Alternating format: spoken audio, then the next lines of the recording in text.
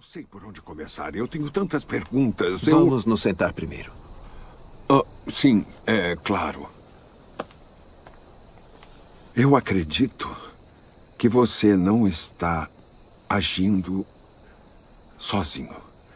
Ninguém pode fazer estes sinais que você faz sem que Deus esteja com ele. Só alguém que veio de Deus. E como essa crença está sendo aceita na sinagoga? É por isso que estamos aqui a essa hora. O que mais? O que veio nos mostrar? Um reino. É com isso que nossos governantes estão preocupados. Não desse tipo. Então o quê? Um tipo de reino que uma pessoa não pode ver, a menos que nasça de novo. Nasça de novo? Isso. Quer dizer, uma nova criatura? A conversão dos gentios para o judaísmo? Não é disso que eu estou falando. Então o que é nascer de novo? Espero que não queira dizer retornar ao ventre, porque seria um problema para mim. A minha mãe, que descansa em paz, está morta. Na verdade, eu te digo que aquele que não nascer da água e do Espírito não pode entrar no reino de Deus. Aquele que nasce da carne é carne. Mas aquele que nasce do Espírito é Espírito. Essa é a sua parte, é isso que deve nascer de novo para uma nova vida. Como pode ser isso? O senhor é professor em Israel e não entende essas coisas? Estou tentando, mestre. Eu sei. Eu sei. Deus ama tanto este mundo que deu seu único filho para que todo aquele que nele crê não pereça, mas tenha a vida eterna. Então isso não tem nada a ver com Roma? Isso é tudo sobre pecado? Deus não enviou o próprio filho ao mundo para condená-lo, Sr. Nicodemos. Ele o enviou para salvá-lo, através dele. É tão simples quanto a serpente de Moisés no poste. Quem acredita nele não será condenado. Mas quem não acredita já está condenado.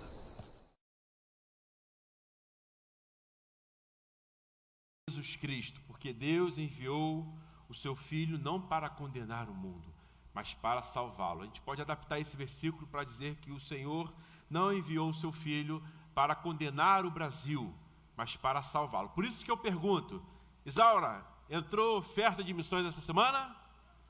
Aleluia! Então é mais luzinha, amém? Vamos aplaudir ao Senhor, agradecendo por isso. Tem luzinha, significa que estamos no propósito.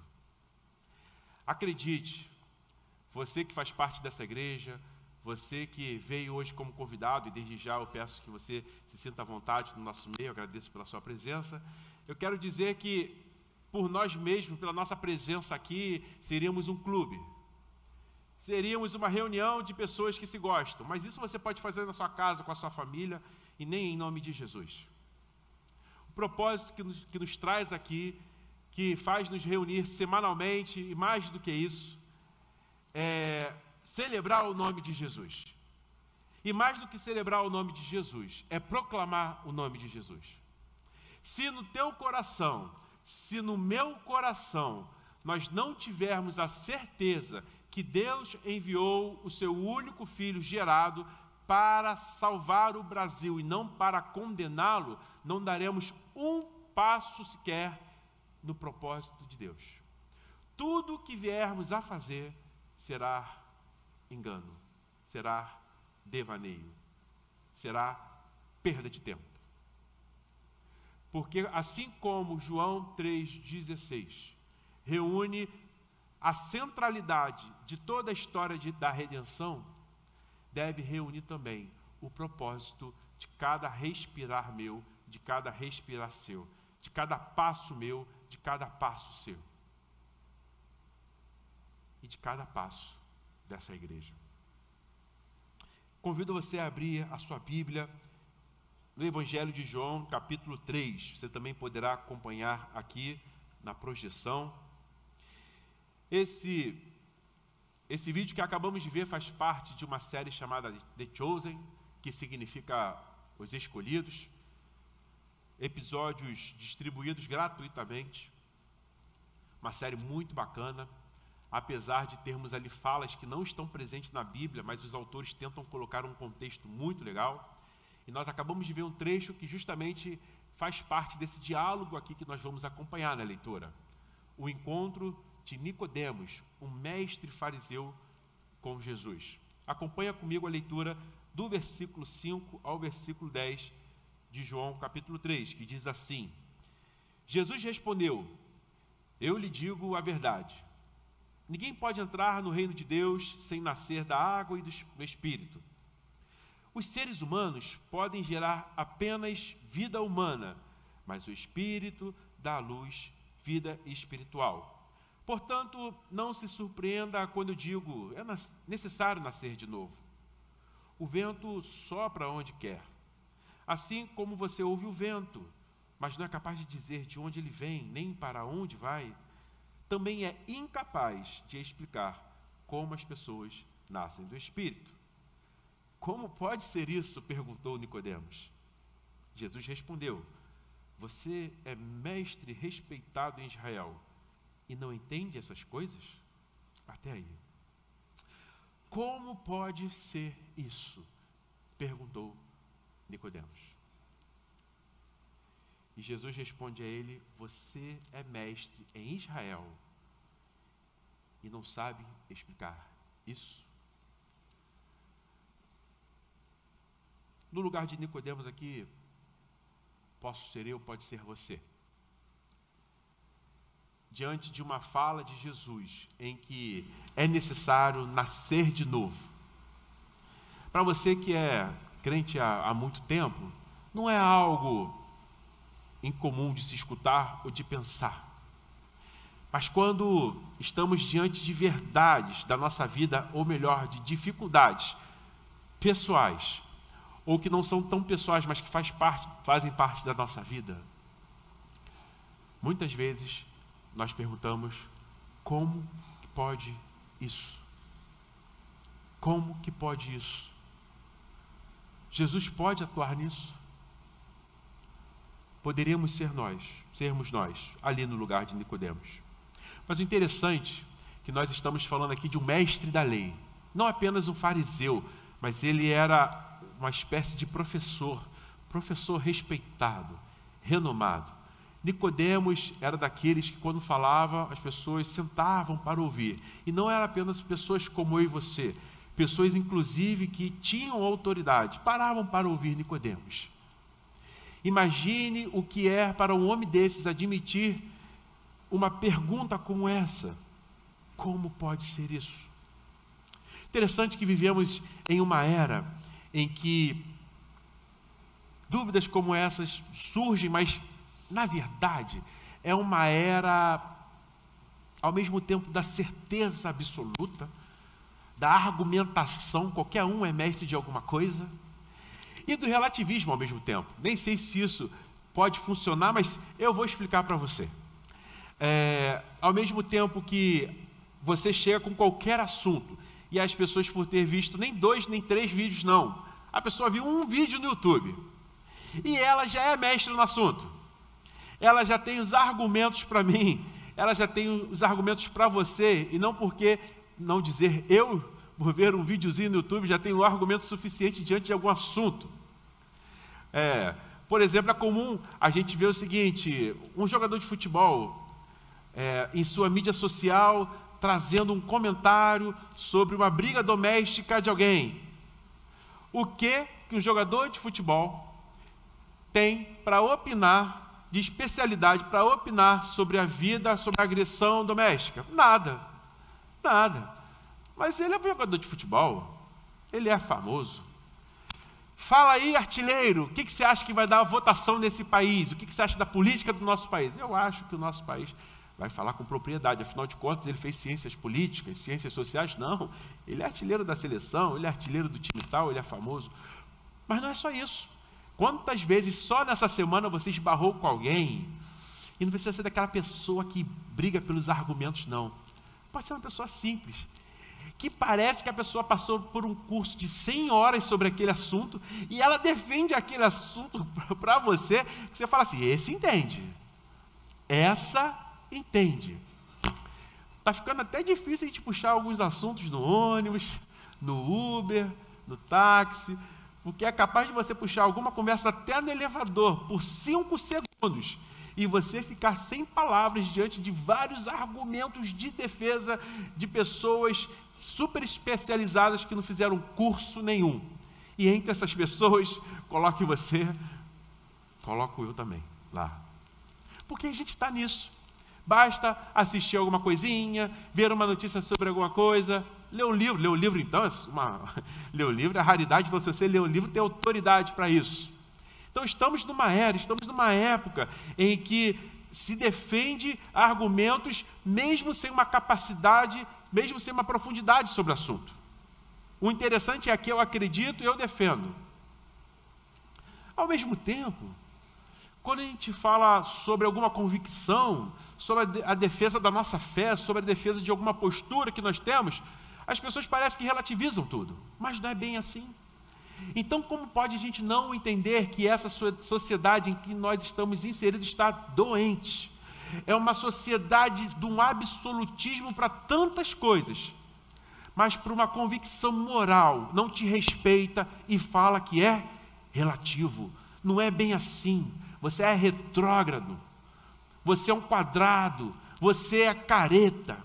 Diante de uma postura em que você se firme e fala, não, eu acredito é nessa forma, e minha família e eu agimos dessa forma, você é um xiita, você é um chato, você é um crente.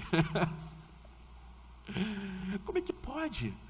Essa sociedade, com tantos acadêmicos escrevendo tanta coisa, que eles não percebem que ao mesmo tempo são absolutistas em seus argumentos e relativistas. Sendo que nessa sociedade estamos você. Quando a gente se depara com esse diálogo, com esse encontro de Nicodemos com Jesus, você tem alguém que se encontra com Jesus, uma pessoa com autoridade no ensino da lei dos judeus.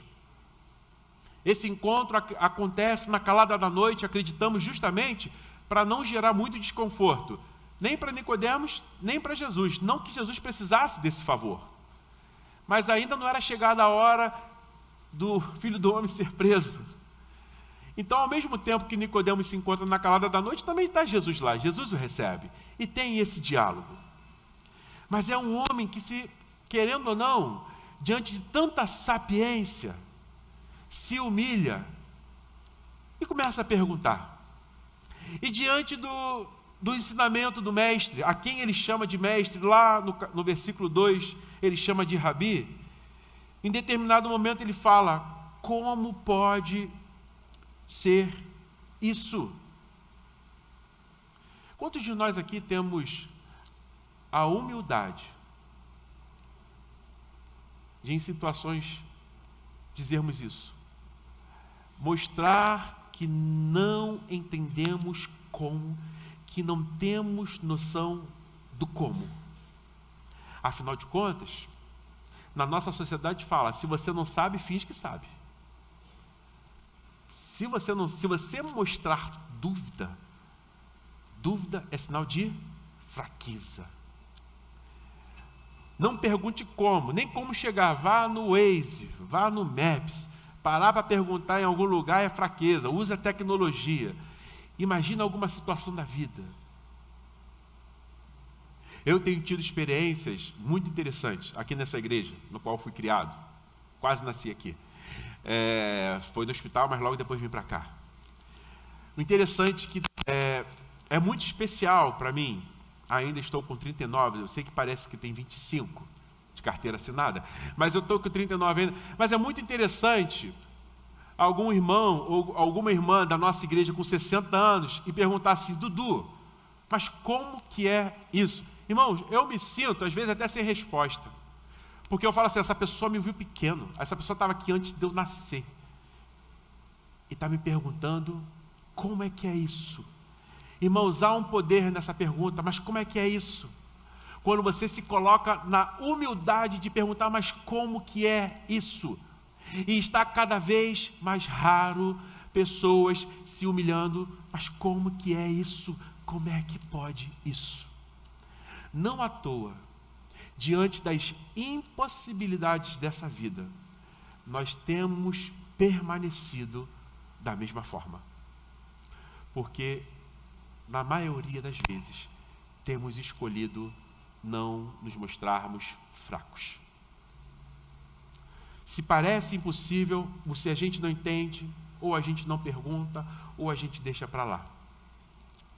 Interessante que nesse encontro, Nicodemos com Jesus, ele chega lá no versículo 2, pode até ser projetado para a gente acompanhar melhor, e ele chega falando assim, certa noite veio falar com Jesus e disse, Rabi, todos nós sabemos que Deus enviou o Senhor para nos ensinar.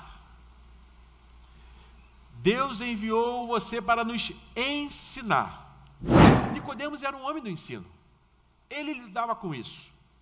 E não à toa, ele vê em Jesus um ícone do ensino. Na nossa vida é assim. Geralmente, o reflexo do que somos e do que fazemos acaba indo para a Bíblia, e os ensinamentos vêm dessa forma. E quantas vezes você, na sua ocupação, ou na sua forma de ser, você questiona Jesus em relação àquilo, ou acredita que Jesus veio para te ajudar naquilo. Nicodemos reconhece que Jesus veio para ensinar. Você até reconhece que Jesus veio para atuar na tua vida sobre aquilo, mas muitas vezes você fala o seguinte, não, isso não tem nada a ver com Jesus. Isso aqui sou eu que tenho que resolver, isso aqui na minha vida sou eu que tenho que resolver. Jesus não é a solução para isso. Não posso buscar as respostas em Jesus nisso. E como é que a gente pode agir assim e falar que Jesus é a solução, que a solução é Jesus Cristo?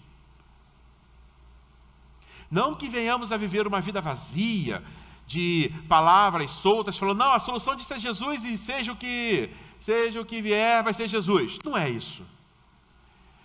Mas cabe a nós escolher no que Jesus pode ser solução e no que ele não pode ser solução. Cabe a nós. E justamente o que Jesus apresenta para Nicodemos, diante de tantas dúvidas, Jesus apresenta a necessidade de nascer de novo.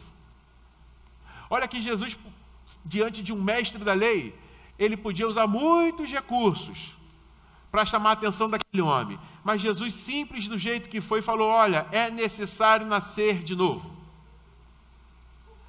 Ao invés de se sentir humilhado, porque às vezes a gente se sente humilhado quando as pessoas dão exemplos fáceis para nós, ele pergunta, mas como assim, nascer de novo? E Jesus diz que é necessário nascer do Espírito. E aqui eu quero chamar a tua atenção para o nosso primeiro ponto, que está no versículo 5, que diz assim, eu lhe digo a verdade, ninguém pode entrar no reino de Deus sem nascer da água e do Espírito. É necessário. Eu quero chamar a tua atenção primeiro para o seguinte, é necessário. Jesus não coloca para Nicodemos que é possível nascer de novo. Não é isso. Jesus coloca para Nicodemos que é necessário. Qual é a diferença de agirmos diante de ser possível e diante de ser necessário? Porque quando acreditamos que é possível, parece que nos é dada uma outra opção. Assim é possível, então queremos ou não queremos. E o é necessário não nos coloca outra opção. O que é necessário para ver o reino de Deus? Nascer de novo, nascer do Espírito. Deixa eu falar uma coisa para você. Como eu disse, ao mesmo tempo que estamos num mundo de argumentos absolutos, estamos no relativismo. Então, tudo que você se colocar com uma sua postura fiel, esse mundo vai tentar falar para você o seguinte, não é bem assim. E dos púlpitos e dos vídeos que saem isso, deixa eu falar, não há muito like, não há muita curtida. Porque você e eu gostamos de escutar que você pode escolher e ainda assim você verá o reino de Deus. Que você pode brigar pelas coisas desse mundo e assim você ainda verá as coisas de Deus. Quando Jesus vira para Nicodemos e fala que é necessário nascer de novo, ele fala o seguinte: Nicodemos, não tem outra saída para ver o reino de Deus. É necessário. É necessário.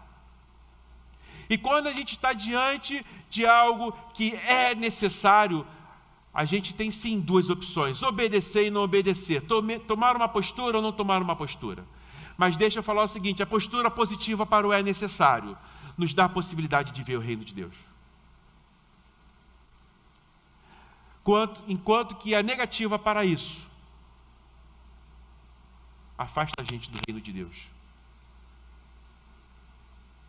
Quantas vezes temos tornado tanta coisa necessária na nossa vida? Tem um estudo que mostra que em relação a consumo, eu não lembro muito o percentual, mas cresceu muito o percentual do que antigamente, na década de 50 e 60, era supérfluo. E agora, para as famílias é necessário. Por causa do estilo de vida, por causa do conforto, por causa das possibilidades. A gente vai agregando na nossa vida, tanto pessoal quanto familiar, necessidades. Se você imagina um casal hoje falando que vai casar e não fazendo os planos antes de ter a casa, e sim mas ter a máquina de lavar, quantas pessoas falam para mim: olha, antes de ter a casa tem que ter a máquina de lavar. Não dá hoje. Não dá para viver sem máquina de lavar. Aí eu falo para você assim: dá para viver sem máquina de lavar? Dá para viver sem máquina de lavar. Mas aí você não vai ter tempo que você se destina ao Netflix, ao Disney Plus, a trabalhar mais para pagar pelo conforto da sua casa. Então não fala que é necessário ter máquina de lavar, fala que é uma escolha. É uma escolha para você ter outras coisas, para você ter mais tempo para a tua mão esposo, para a tua mão esposa, não ficar calejada, né, por lavar roupa. Se faz necessário máquina de lavar. Mas olha o que a gente faz necessidade na nossa vida. E a gente começa depois a não entender. É necessário ter carro? É necessário ter carro? Pega alguém que sempre teve carro e tira o carro dele. Essa pessoa fala que é necessário ter carro. Meus irmãos, nas demandas dessa vida de consumo, a gente vai colocando na caixa das necessidades tantas coisas que a gente nem percebe. E a gente investe o tempo familiar, o tempo de devoção com Deus, o tempo comunitário na busca dessas coisas que nós colocamos necessário, e depois a gente quer relativizar a necessidade quando Jesus fala assim: é necessário nascer de novo. Porque para coisas que são sim luxo, apesar de serem muito boas, apesar de eu nem imaginar como é que seria lá em casa sem elas. Como é que por coisas desse tipo eu invisto tempo? Por coisas desse tipo eu brigo com minha esposa e falo: não, é prioridade, pelo amor de Deus. E quando se trata de uma postura diante de Deus, de nascer de novo, eu falo: não é bem assim. Como é que pode? Talvez seja por isso que temos vivido um momento de frieza espiritual no Brasil. O Brasil, algumas décadas atrás, foi considerado pelo mundo celeiro, o novo celeiro do mundo, já passou de nós. Deixa eu falar uma coisa para você: o mundo não olha mais para nós como celeiro missionário. Não olha, porque o brasileiro achou conforto em suas necessidades pessoais, em suas necessidades domésticas, em seus templos. Brasil não é mais o celeiro missionário. E isso deveria ser algo de desespero da nossa parte. E falar o que Satanás colocou no caminho da igreja, que fez a igreja brasileira estacionar, que fez a igreja brasileira abrir uma do lado da outra, sabendo que vão brigar pelas mesmas pessoas. Colocar 15 igrejas num bairro, sabendo que nem tem tanta igreja assim para entrar, tanta gente para entrar naquela igreja, mas sendo que a minha igreja eu enfeito mais, a minha igreja a verdade é melhor, e não pensa no coletivo. Não é à toa que nós temos pessoas que escolhem através de um cardápio: eu vou naquela igreja tal, eu vou naquela igreja tal. Quando está vendo, não está indo em lugar nenhum. Vida com Deus está vazia. Porque não é mais a necessidade de nascer de novo, é a necessidade de se sentir bem no lugar. Ah, eu me sinto bem naquele lugar. Não à toa. Parece que estamos implorando aos nossos jovens e adolescentes que fiquem em nossas igrejas. Porque, diferente de muitos adultos aqui, eles já nasceram numa época de um catálogo de igreja. E parece que quando você vai conversar com líderes de jovens e adolescentes, eles estão quase assim, pedindo, por favor, venha à igreja, venha. Eu podia estar matando, roubando, mas eu estou aqui pedindo, frequenta lá de vez em quando. Teu pai não sabe mais o que fazer com você, candango. Vem. Irmãos, isso não é normal. Isso não é normal. São as pessoas, principalmente as que devem proclamar que a solução é Jesus Cristo, que não estão vivendo a necessidade de nascer de novo. E colocando isso, ao invés de ser uma necessidade, de ser uma possibilidade. Quantas conversas que eu e você tivemos ao longo dessa semana com amigos, com família,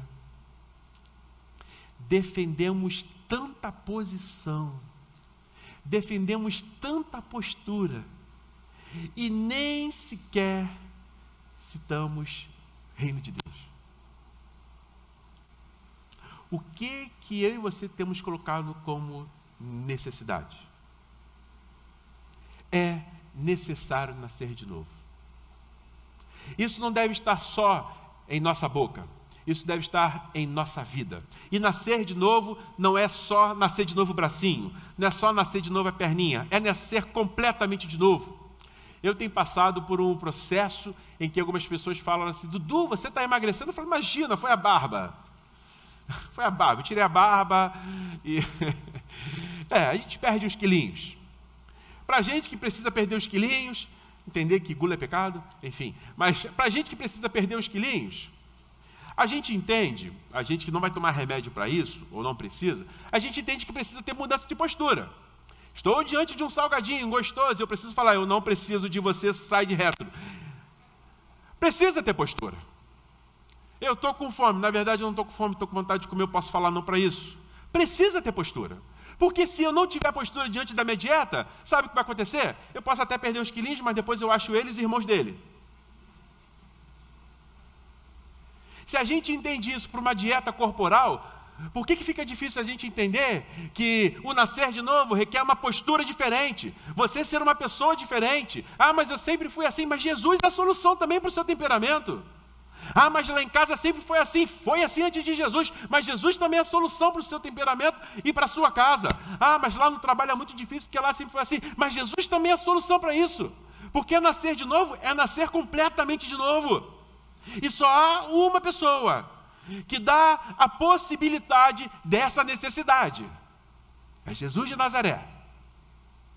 Você não consegue fazer isso tomando escolhas próprias, se não for no nome de Jesus. Você não vai ver mudança na tua vida, se não for no nome de Jesus.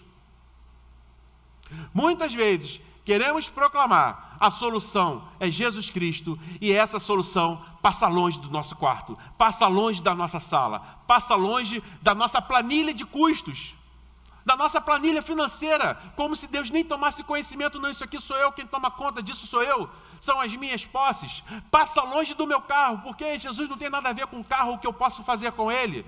Passa longe da criação com os meus filhos, porque eu fui criado assim e eu vou passar isso, eu vou ser dessa forma. Eu sempre fui assim. Bacana é quando eu e você, diante de situações de impossibilidade, pessoais principalmente, fazemos como Nicodemos. Jesus, como pode isso? Como pode isso? Eu entendi hoje que eu preciso ser diferente com meu pai. Eu preciso ser diferente com a minha mãe. Mas como pode isso? Ótimo, você está no caminho. Ruim é quando a gente acha que isso vai ser automático. Como qualquer gordinho acharia ser automático, continuar comendo salgadinho e emagrecer. Pronto. Disse. Se você entende isso para uma dieta corporal, porque eu e você não vamos levar ainda mais a sério quando se trata de uma vida completamente nova. Tenho dito para os nossos jovens e adolescentes, em que pude não apenas participar, mas presenciar muita coisa, que na época falava assim, mas isso é normal o jovem fazer, isso é normal o adolescente fazer. Normal para o capeta, normal para o mundo que jaz no maligno, porque o adolescente e o jovem que nasceu de novo diz não. Diz não. Lá na sua escola, diz não. Diante das situações em que as vontades falam mais alto, diz não. Porque não é possível nascer de novo, é necessário nascer de novo. Mas só conseguimos fazê-lo por intermédio de Jesus. Hoje essa mensagem me falou no coração, eu vou chegar em casa poderoso, amanhã eu vou ser diferente. Não, não é a mensagem. É o Espírito de Deus que deve ser buscado. Então, o primeiro ponto, é necessário. Diferente do que o mundo e que muitos púlpitos e muitos cultos online, muitas mensagens têm dito aí, não é apenas possível e você não pode escolher relativizar. É necessário nascer de novo, 100%. Segundo apontamento que eu quero fazer com você nessa noite, versículo 8. E o segundo apontamento é que é inexplicável. Versículo 8 diz assim: o vento sopra onde quer, assim como você ouve o vento, mas não é capaz de dizer de onde ele vem, nem para onde vai. Também é incapaz de explicar como as pessoas nascem do Espírito. Diante da sociedade que tem argumento para tudo e conhecimento está a um clique ou através de um comando simples de voz, Alexia, por favor, pesquisa tal coisa, desliga o ventilador, pesquisa para mim tal coisa. Diante de uma sociedade dessa, parece que o que não tem explicação merece ser ignorado. A pergunta que eu e você temos que fazer é a seguinte: será que a gente conseguiria explicar a mudança da nossa vida quando decidimos se nascer de novo? A gente consegue explicar? A gente consegue explicar? Não. A gente não consegue explicar. Você pode até falar assim, não, mas eu, como você falou, Dudu, eu tomo decisões perante Jesus, no nome dele, mas nem tomando essas decisões você consegue explicar, porque sentimentos saem do seu coração. Porque aquela vontade que você tinha começa a passar quando você se entrega para Jesus. É inexplicável, irmãos. O problema é que diante das coisas que não se podem explicar, parece que nós investimos no descrédito. E por isso é que diante de algumas situações, nós começamos a achar que Deus não tem nada a ver com aquilo. Diante de algumas pessoas, que a gente começa a falar o seguinte, cara, fulano é assim. A gente só não tem coragem de falar o já era, por causa do nosso pouco temor ao Senhor ainda. Mas quantas vezes o que na verdade vem ao nosso coração não é essa vontade de falar assim, fulano já era. Ah, aquela pessoa, não. Cara, aquela pessoa lá, só Jesus. Tá bom, mas só Jesus é para todo mundo. A gente fala só Jesus, mas só Jesus é para você, inclusive para mim. É inexplicável a forma como o Espírito pode passar a habitar na vida de um cara, de uma mulher suja, de uma pessoa desprezada pela sociedade, seja pela falta de riqueza, seja pela falta de caráter. Só o Espírito Santo sabe o que pode fazer, porque nós não conseguimos explicar. Quantas pessoas que você já viu se arrepender várias vezes? Eu vou largar isso. Quantos maridos aqui não podem falar em relação à esposa? Quantas esposas não podem falar aqui em relação aos seus maridos? E falar assim, quantos filhos e filhas? Ou quantos pais e quantas mães? Eu não acredito mais. Eu até oro, pastor Dudu. Eu até oro. Mas fulano de tal, irmãos, se a gente não acreditar que Jesus é a solução mesmo para as pessoas instáveis, duvidosas, e se a gente não acreditar isso, a gente não está acreditando que Jesus também é para nós. Porque todos nós aqui temos do que nos envergonharmos. Você sabe o que você fraqueja e o que você fala assim, de novo, para si mesmo. Então pega esse de novo que você fala para si mesmo e pensa naquela pessoa que você falou assim, de novo. Pronto. Se Jesus pode mudar a tua vida, se o Espírito pode atuar na tua vida, pode atuar na vida daquela pessoa também. Então, primeira coisa, é necessário. Segunda coisa, é inexplicável. E não é por causa disso que você não consegue explicar que deve entrar no descrédito. Não é porque é inexplicável que você começa a não perceber mudanças na vida de pessoas. A Bíblia fala que pelo fruto os conhecereis. Claro, Jesus falou isso, que pelo fruto você vai conhecer a árvore que está dando esse fruto. Mas muita gente está querendo que a pessoa dê fruto bom primeiro, para depois falar assim, não, agora ela pode aceitar Jesus. Mas como que pode dar fruto bom? Quem proporciona isso é Jesus. E eu falo isso para você hoje aqui, que ainda não está nesse mundo crentão de ser, ainda não fez essa decisão por Cristo, namora Cristo há muito tempo. Mas olha só, Jesus não tem namorado não, a noiva de Cristo é a igreja. Então você tem que entrar nela mesmo, através da decisão por ele. Tá? Então deixa eu dizer uma coisa para você, que começa a achar que não, eu sou assim mesmo e vai ser assim. Cara, Jesus pode entrar na tua vida. Jesus, ele pode fazer você muito diferente, de uma forma que você não pode nem imaginar. Na tua casa, Jesus pode fazer uma mudança que você não pode nem imaginar. Mas como Nicodemos, você pode olhar para mim e falar assim, mas como isso? É inexplicável. Mas Jesus é a solução. Por último, quero chamar a atenção para você por uma terceira coisa. É necessário. É inexplicável. Mas mesmo sem as respostas, nós temos a solução. Olha que, para mim, um professor de matemática, falar que sem as respostas nós temos a solução, é algo que me faz coceira. Porque eu cobro dos meus alunos, eu quero a resolução, eu quero a explicação dessa resposta aqui. O que eu quero dizer para você é que nós não temos uma explicação de como isso acontece. Mas nós sabemos por meio de quem isso acontece. E é isso que eu quero frisar nesse momento.